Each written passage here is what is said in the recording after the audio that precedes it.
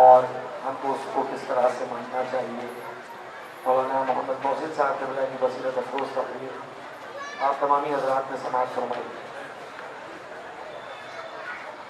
میں مومنین سے ایک گزارش ضرور کرنا چاہوں گا کہ اس پروگرام کو اپنے اپنے ذاتی موبائل سے لائیو نہ بنائیں. جو بھی کرنا ہے ریکارڈ کر لیں. اس کے بعد انشاءاللہ انتظامیہ کی جانب سے یہ اعلان ہے.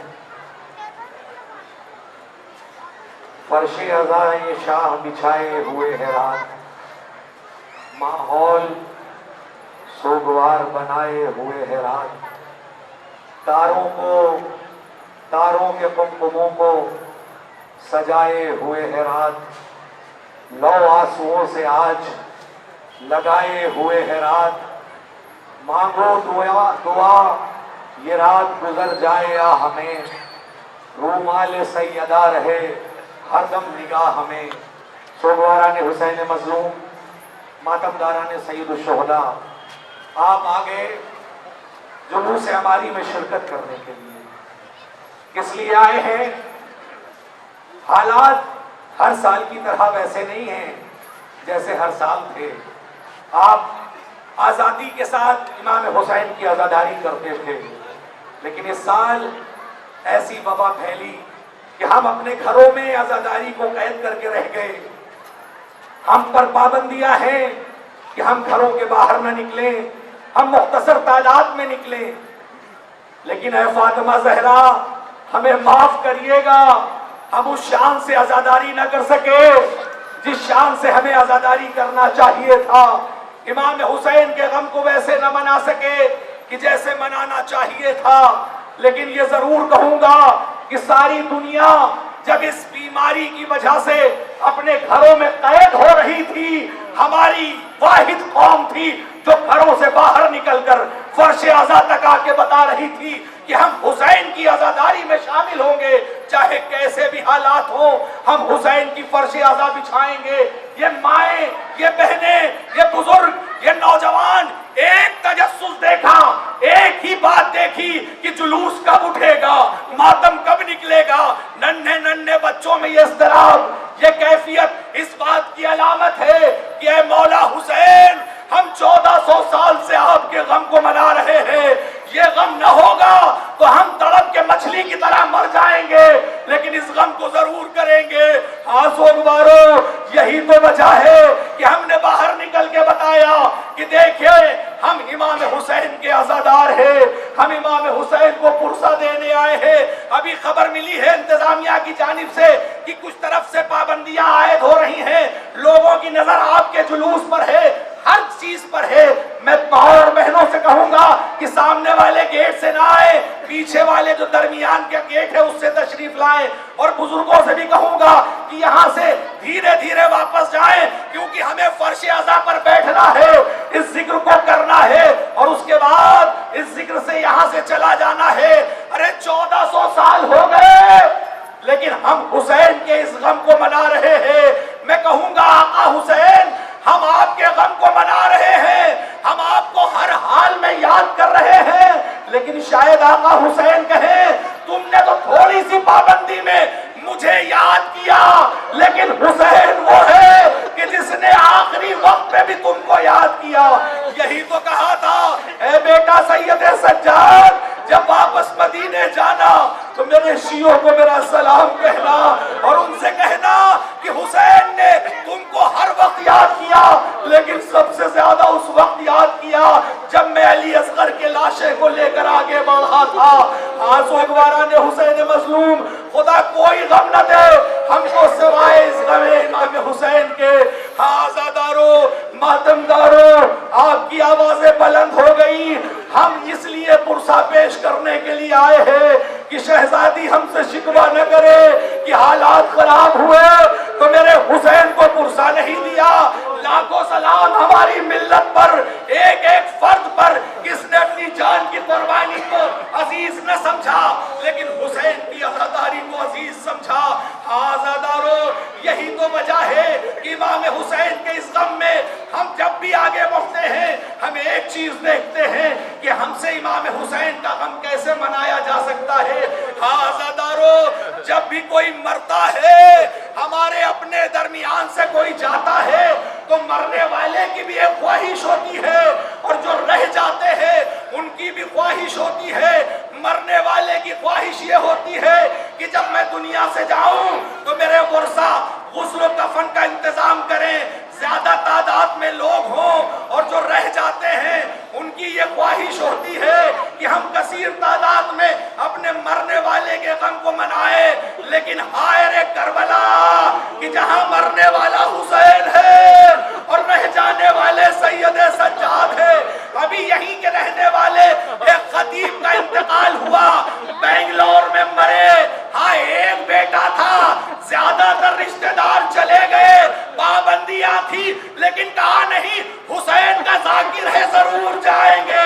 میں کہوں گا سید سجاد، ارے ذاکر جو حسین کے نام پر ذکر کرتا ہے تو اس کی مٹی میں لوگ جاتے ہیں، لیکن جس کا ذکر کر کے ذاکر ذاکر بنتا ہے اس کا لاشا بے گور و کفن سرزمین کربلا پر پڑا رہا۔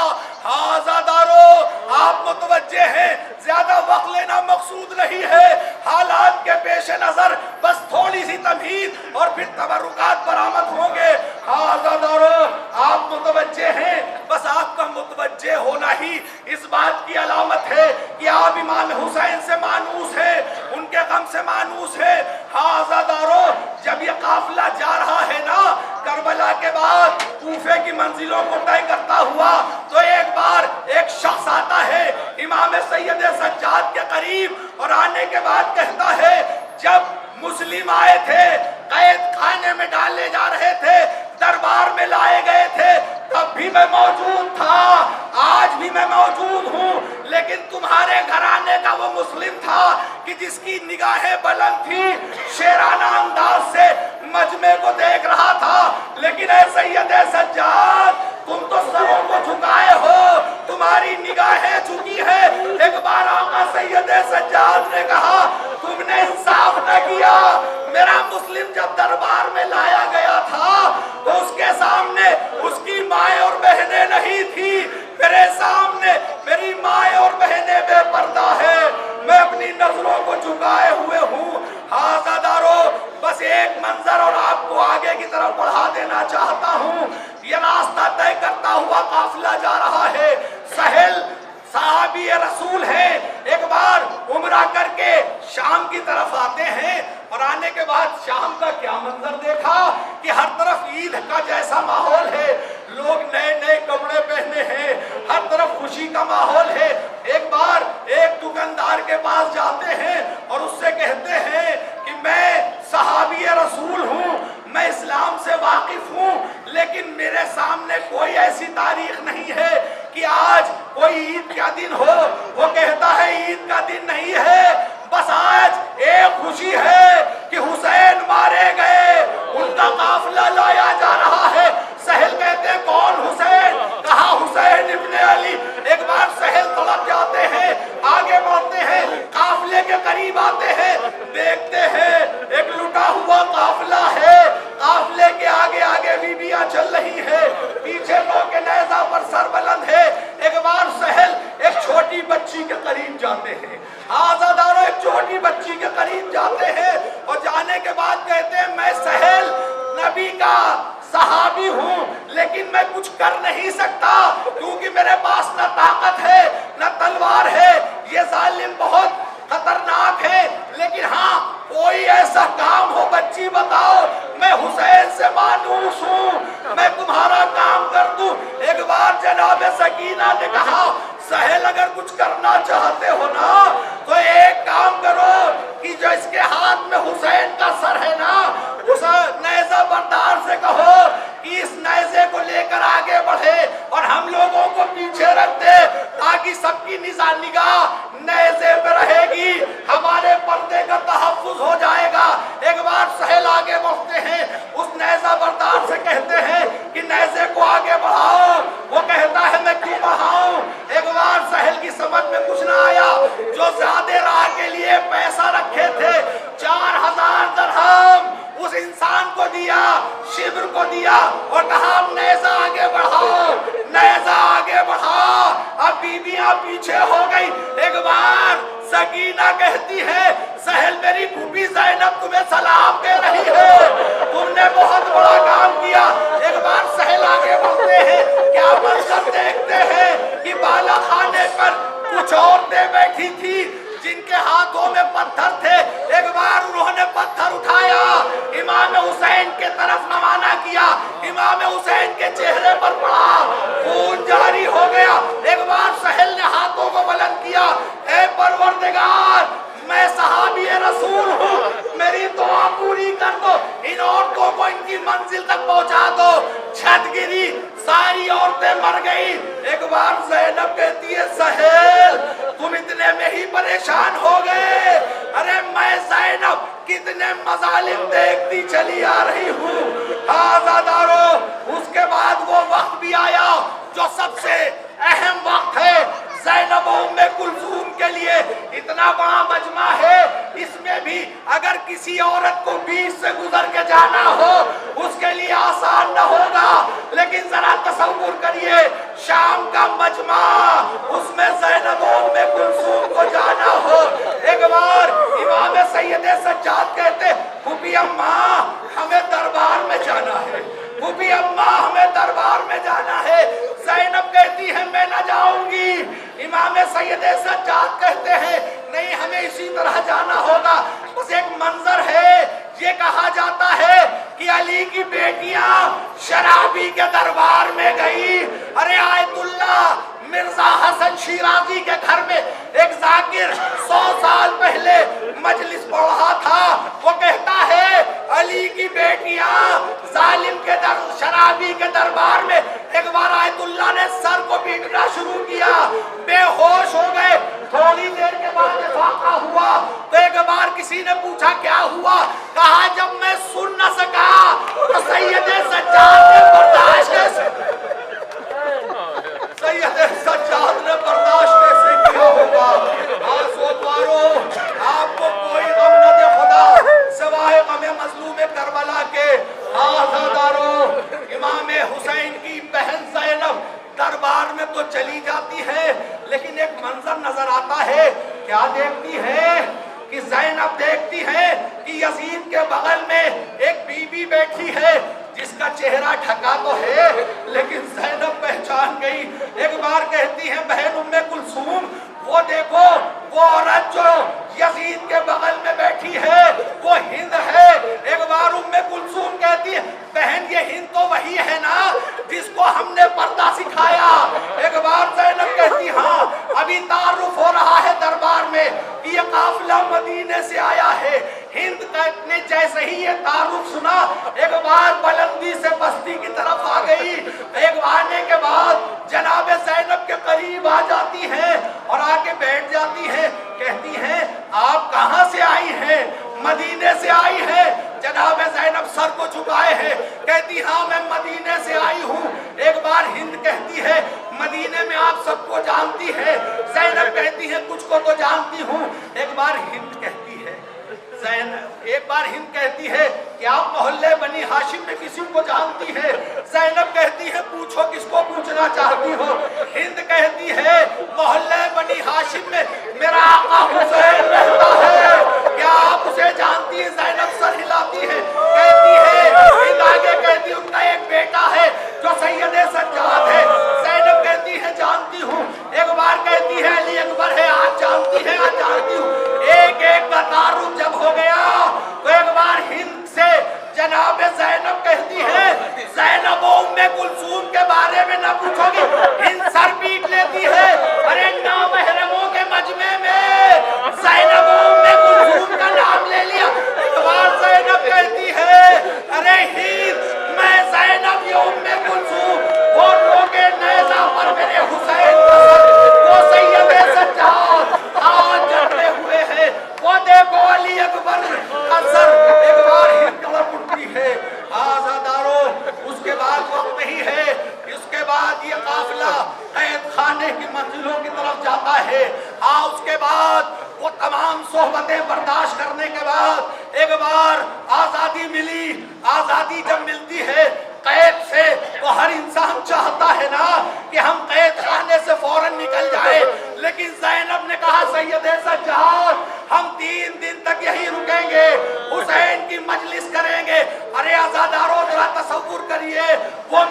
मजलिस कैसी रही होगी जिसमें मसाइब हुसैन ज़ैनब बयान करे, वो मजलिस कैसी रही होगी जिसमें जनाब सैयद सज्जाद कहे मैंने अपनी आंखों के सामने अपने बाबा के सरोतन में जुदाई देखी। आज़ादारो, एक शाम में कोहराम बर्पा होने के बाद ये काफिला एक बार सरजमीन करबला की तरफ चलता है। सोगवारो, किस तरह से चल रहा है ये काफिला? इधर से जा रहा है, उधर से जाबिर इब्ने अब्दुल्लाह अंसारी रोज़े रसूल के पहले ज़ाहिर, उनके साथ जो गुलाम है उनका नाम है अतिया। एक बार अतिया से कहते हैं जब करबला की जमीन शुरू हो जाए तो मुझे बता देना, मैं संभल संभल के कदमों को रखूंगा। एक बार अतिया कहते हैं कब्र शुरू हो गई, जनाब जाबिर इब्ने अब्दुल्लाह अंसारी कब्रों से बच बच के अपने कदम को रखते हैं और कई बार कहीं जगह बैठ जाते हैं। एक बार गुलाम पूछता है आप रुक क्यों गए? अतिया से जाबिर कहते अरे इसी जगह पर कहीं ना कहीं हुसैन का खून भी होगा, अब्बास का खून होगा, मैं नहीं चाहता कि मेरे कदम पड़े। एक बार आवाज आई मुनादी की कि हुसैन का काफिला आ रहा है, कब्र रसूल कब्र इमाम हुसैन से आवाज आई।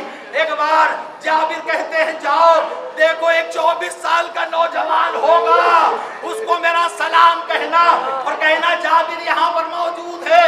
अब जाबिर का जब गुलाम आगे बढ़ा तो क्या देखता है कि एक बूढ़ा है, कमर झुकी हुई है, वापस आके कहता है अरे कोई नौजवान नहीं है, एक बूढ़ा इंसान है जिसके साथ कुछ औरतें हैं। एक बार जाबिर आगे बढ़ते हैं, सलाम करते हैं, जनाब सैयद सज्जाद जवाब सलाम देते हैं और उसके बाद एक वो मंजिल आई कि जाबिर से इमाम सैयद सज्जाद कहते जाबिर यहाँ पर हमारे मर्दों को कत्ल कर दिया गया, यहाँ पर हमारे मर्दों को ज़िबा कर दिया गया। और उसके बाद अब जनाब ज़ैनब एक बार इमाम सैयद सज्जाद से कहती है बेटा तुमने हुसैन को कहाँ पर दफन किया था, तुमने आका को कहाँ पर दफन किया था?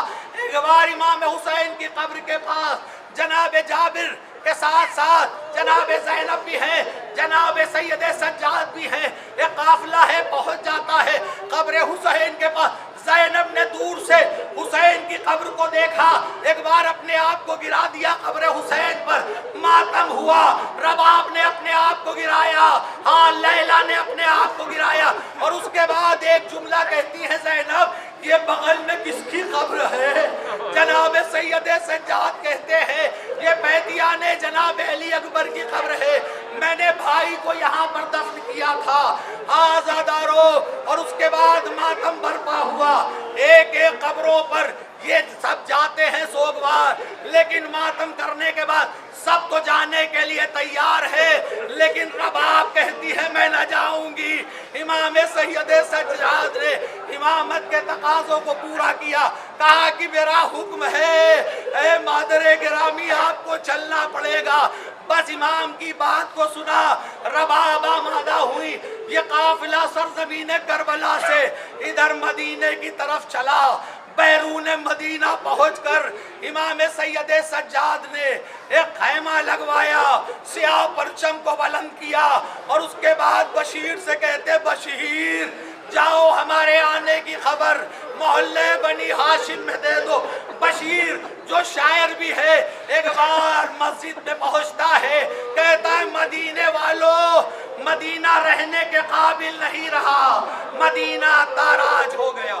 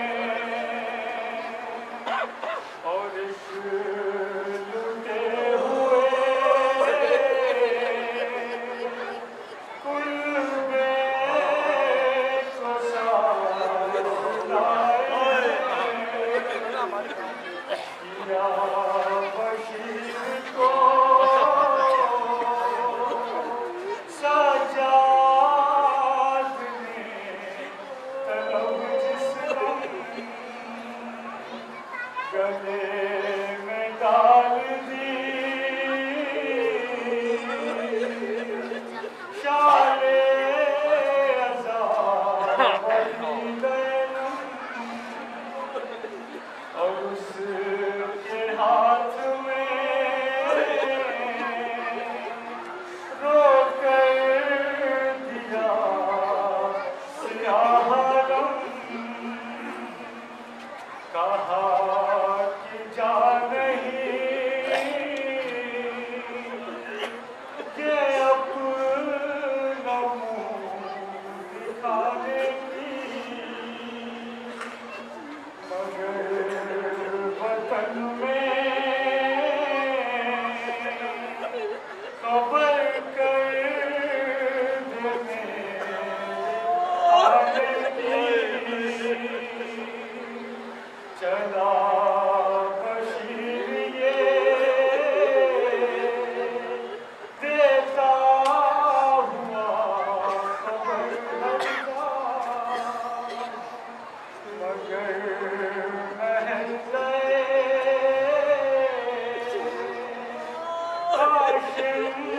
میں دیتا ہے کیا کہ ایک مریضہ سرے راہ ہے کھڑی تنہا، کہا بشیر نے کیا نام بولی وہ سغرا، وہ بولا راستے میں کیوں شور و شین ہے، کہا یہ حال میرا فرقت حسین ہے۔ جب بشیر نے اعلان غم کیا، ادھر محلے بنی ہاشم میں جب یہ آواز گئی، ایک دروازے سے ایک بی بی برآمد ہوئی، اور اس بی بی نے برآمد ہونے کے بعد کہا کہ اے بشیر تو یہ کیا کہتا ہے، حسین مارے گئے، مدینہ رہنے کے قابل نہ رہا۔ ایک بار بشیر سے وہ بی بی کہتی ہے یہ علم میرے ہاتھ میں کہاں سے آیا؟ وہ بشیر کہتا ہے یہ علم مجھے امام سید سجاد نے دیا۔ ایک بار بی بی اسی بشیر کے ہمراہ بیرون مدینہ جانا چاہتی ہے، اور اس سے قبل امام حسین کے بھائی محمد حنفیہ بشیر کی آواز کو سن کر بیرون مدینہ جاتے ہیں۔ کیا منظر دیکھتے ہیں کہ سیاہ پرچم بلند ہے، ایک قافلہ آیا ہوا ہے، امام سید سجاد کے قریب جناب محمد حنفیہ پہنچتے ہیں۔ جیسے ہی امام سید سجاد نے جناب محمد حنفیہ کو دیکھا، ایک بار آگے بڑھ کے کہتے ہیں اے چچا ہم لوٹ کے آ گئے ہیں۔ محمد حنفیہ آگے تو بڑھتے ہیں لیکن کہتے ہیں اے شخص تو مجھے بار بار چچا کیوں کہتا ہے؟ امام سید سجاد نے کہا اے چچا آپ نے بھی نہ پہچانا، میں سید سجاد امام حسین کا بیٹا جناب محمد حنفیہ کہتے ہیں ارے جب تجھے بھیجا تھا تو تو 23 سال کا جوان تھا، جب واپس آیا ہے سارے بال سفید ہو گئے ہیں۔ ہاں آزاداروں، بس ابھی آپ کے سامنے وہ بات چیت ہوگی جو چچا اور بھتیجے کے درمیان گفتگو ہوئی تھی۔ ایک بار چچا نے پوچھنا شروع کیا کیا ہوا، بھتیجے نے بتانا شروع کیا کہ کربلا کے پس منظر میں کیا کیا ہو گیا۔ یہ سیاہ پرچم ضرور آ رہا ہے لیکن اس کے پیچھے ایک سلجھنا ہوگا جو اس پر محمد حنفیہ بیٹھے تھے۔ اب وہ بات چیت شروع ہوگی جو چچا اور بھتیجے کے درمیان ہے۔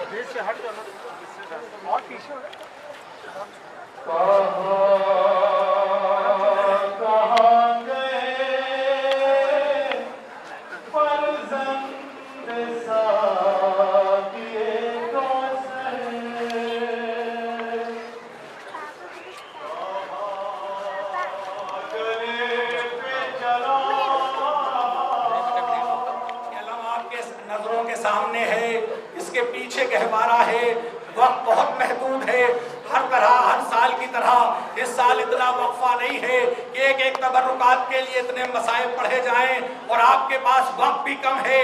بس اتنا کہنا چاہوں گا، یہ علم ضرور نظر آ رہا ہے، لیکن اس کے پس منظر میں ایک 4 سال کی ننھی سکینہ ہے۔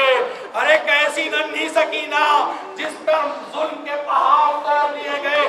ارے سکینہ کے مسائل صرف وہی سمجھ سکتا ہے جس کے گھر میں 4 سال کی ننھی سکینہ ہو، وہی سکینہ کے مصائب سمجھ سکے گا، آنسو بہا سکے گا۔ ارے عزادارو، ایک منظر ملتا ہے کہ شام میں 10 سفر کو ایک خطیب روضہ جناب سکینہ میں گفتگو کر رہا تھا، عربی میں مجلس پڑھ رہا تھا۔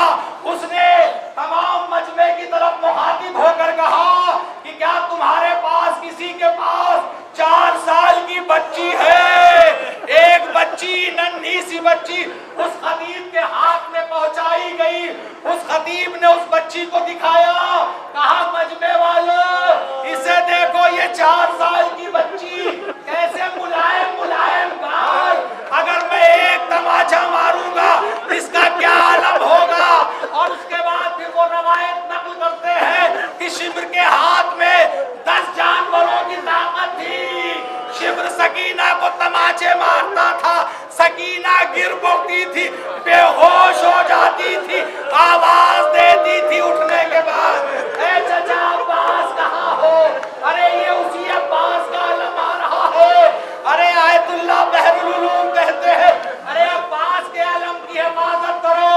ارے حسین جب عباس کا علم لے کر چلے آئے تو دشمنوں کو جو بھی چیز ملی، کسی نے تلوار سے حملہ کیا، کسی نے نیزہ مارا۔ اسی لیے آیت اللہ بحر العلوم کہتے ہیں کہ جناب عباس لمبے تھے، ان کی قبر بہت مختصر ہے، کیونکہ جناب عباس کا لاشا ٹکڑوں میں پامال کر دیا گیا۔ ارے اسی عباس کا علم آ رہا ہے۔ جو ام البنین نے اس علم کو دیکھا ہوگا تو کیا محسوس کیا ہوگا۔ ایک بار زینب کے قریب جاتی ہے ام البنین اور کہتی ہے زینب یہ بتاؤ کہ میرے عباس کے بازو قلم ہو گئے تو میرا عباس گرا کیسے؟ زینب کہتی ہے عباس منہ کے بھل گرے۔ ایک بار ام البنین طرف اٹھی، ارے جب بھی کوئی بلندی سے گرتا ہے ہاتھوں کا سہارا لیتا ہے، لیکن میرا عباس جس کے دونوں ہاتھ قلم ہو گئے۔ عزادارو، اب وقت نہیں ہے، ایک ایک تبرکات برآمد ہوں گے۔ سب سے آگے جناب علی اصغر کا جھولا ہے۔ ارے رباب کو پرسا دیجئے، جب آزادی ملی ہے نا، مجلس حسین برپا ہوئی، عورتوں نے مصائب سنے، لیکن جب علی اصغر کا سر آیا تھا تو شام کی عورتوں نے پوچھا تھا اس بچے کو بھی مارا گیا؟ لوگوں نے کہا ہاں مارا گیا۔ عورتوں نے اپنی آغوش سے اپنے بچوں کو پھینک دیا۔ ارے اس عمر کے بچے جب مارے گئے تو کیا عالم ہوا ہوگا؟ یہ ننھے ننھے بچے جن کے ہاتھوں میں ایک شمع ہے، یہ پیغام دے رہے ہیں کہ اپنے بچوں کو اس وقت پیار نہ کرو۔ ارے گہوارہ آنا چاہ رہا ہے، یہ رباب کے لال کا گہوارہ ہے۔ ارے ہر شہید ایک بار شہید ہوا، یہ واحد شہید ہے جو 2 بار ذبح ہوا، ایک بار تیر صہیونہ سے اور دوسری بار 11 ماہ محرم کو جب یہ قافلہ جانے کو تیار ہوا تو کیا منظر دیکھا کہ ملعون آگے بڑھتے ہیں اور سروں کو ڈھونڈ رہے ہیں، ایک سر کم ملا، ملعون آگے بڑھتے ہیں، نرم زمین پر نیزہ چبھاتے جاتے ہیں۔ ایک منظر یہ دیکھا رباب نے کہ ایک ننھا سا جسم ایک نیزے میں بلند ہوا، ظالم نے ماں کے سامنے سر و تن میں جدائی کی۔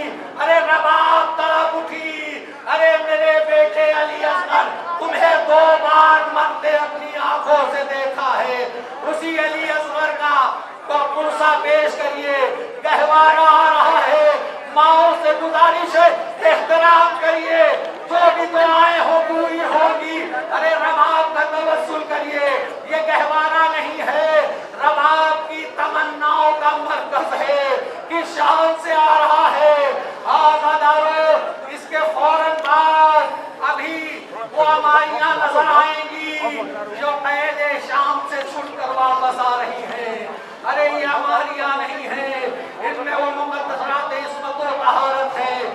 پرندوں نے جیسے ہی مدینے کو دیکھا ایک بار آواز لگائی مدینہ مسافران مدینہ وطن میں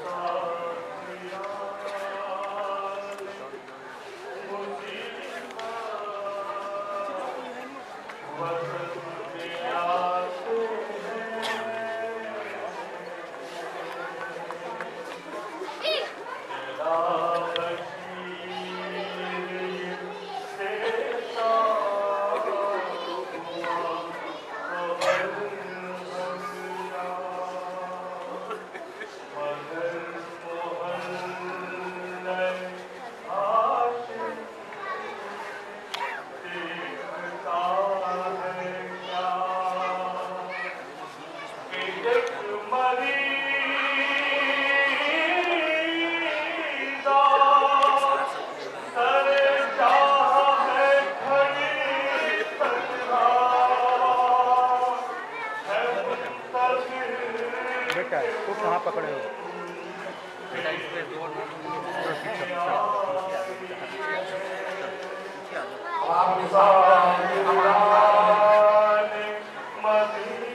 سب سے آگے جناب فضہ کی ہماری ہے آب فضہ جس نے اس خاندان کو آباد بھی دیکھا جس نے اسی خاندان کو کربلا میں ویران ہوتے ہوئے دیکھا آزادارو جناب فضہ کی ہماری آ رہی ہے پرسہ پیش کریے ارے جس کے ہاتھوں میں اس طرح سے رسیاں باندھی گئی ارے اس کے پیچھے اس شہزادی کی ہماری آ رہی ہے جسے جناب زینب کہتے ہیں ارے وہ زینب جس نے مدینے کو دیکھا تو کہا کہ مدینہ ہمارے آنے کو قبول نہ کرنا ارے سوگوارو یہ وہی زینب کی ہماری آ رہی ہے ارے زینب جس نے پورے منزل میں کہیں کوفہ و شام کی منزل میں آنسو نہیں بہایا لیکن وہی زینب جب روضہ رسول پر پہنچتی ہے تو ایک بار کہتی ہے نانا ظالموں نے اتنے ظلم کیے کہ اگر میں بیان کروں تو آپ کا روضہ ہلنے لگے گا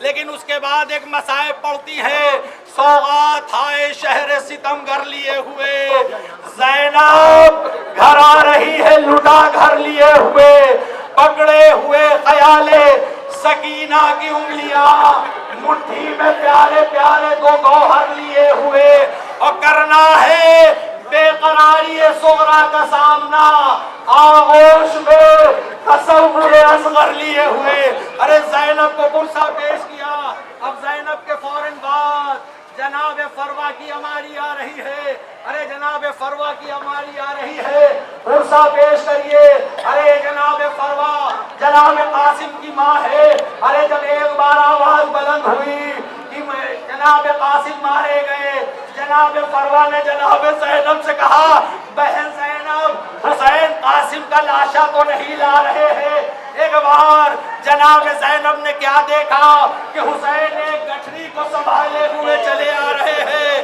جناب زینب آگے بڑھتی ہے فروہ کو بلاتی ہے وہ گٹھری کھولی گئی ارے امام حسین کہتے ہیں فروہ یہ تمہارے لال قاسم کے جسم کے ٹکڑے ہیں جو پامال ہو گئے ارے پرسہ پیش کریے امام حسن کو ارے عزادارو اس کے پیچھے یہ جناب رباب کی ہماری آ رہی ہے جناب رباب کی ہماری ارے جناب رباب نے سب کچھ کربلا کے میدان میں کھو دیا ارے عزادارو یہی تو وجہ ہے کہ جناب رباب اٹھ نہ رہی تھی کربلا سے واپس آنے کو ایک بار امام نے کہا کہ نہیں اماں واپس چلیے جناب رباب واپس آئی لیکن اب ایک طریقہ ہے وہاں سے کربلا سے وعدہ کر کے آ رہی ہے اے آقا حسین آپ کیا روضہ بھی دھوپ میں ہے جب تک میں زندہ رہوں گی اسی طرح دھوپ میں رہوں گی ایک دن امام زمانہ جناب سید سجاد آتے ہیں اے مادر گرامی ذرا سائے میں چلیے جناب رباب نے ایک جملہ کہا کیا تم اپنے بابا پر آنسو بہانا چھوڑ دو گے امام نے کہا نہیں کہا اسی طرح میں سائے میں نہ جاؤں گی جب تک زندہ رہوں گی اسی طرح دھوپ میں رہوں گی بس ایک بار اسی کے بعد منہال آتے ہیں آنے کے بعد امام سید سجاد کہتے ہیں اے منہال جانا تو مختار کو میرا سلام کہنا اور کہنا کہ بہت جلد ہرملا کو قتل کرے۔ ارے ایک بار جناب منہال پہنچتے ہیں، کوفے میں پہنچے، کیا دیکھا؟ جناب مختار سامنے ملے، ایک بار پیغام دیا، جناب مختار نے تیزی کی، ہرملا کو پکڑا گیا۔ ایک سوال ہرملا سے جناب مختار نے کیا، اے مختار یہ بتا، اے ہرملا یہ بتا کہ تو نے کون سا ظلم کیا تھا کہ ہر ماں پر تو اثر ہوا لیکن جتنا اثر رباب پر ہوا اتنا اثر کسی ماں پر نہ ہوا۔ ایک بار ہرملا کہتا ہے، اے امیر مختار سن نہ سکو گے؟ جناب مختار اصرار کرتے، ہرملا کہتا ہے، اے مختار زینب کے شہزادے مارے گئے، زینب موجود نہیں تھی، فروا کے قاسم کا لاشا پامال ہوا۔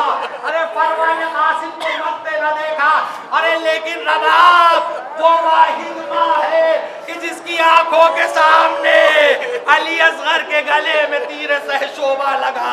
ارے عزاداروں فرصہ پیش کریے، اسی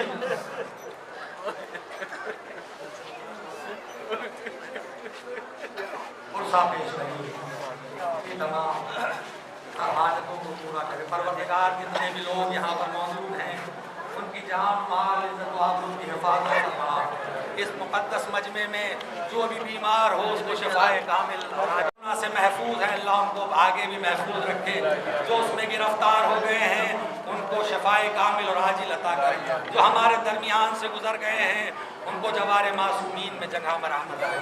ماتم میں گزر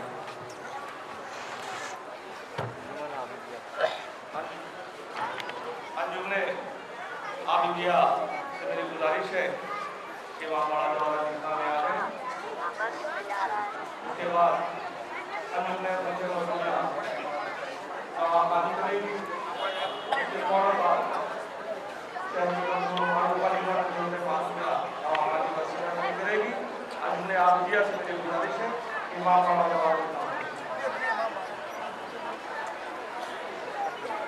آپ حضرات سے گزارش ہے ایک سورہ فاتحہ اور بیگم صاحبہ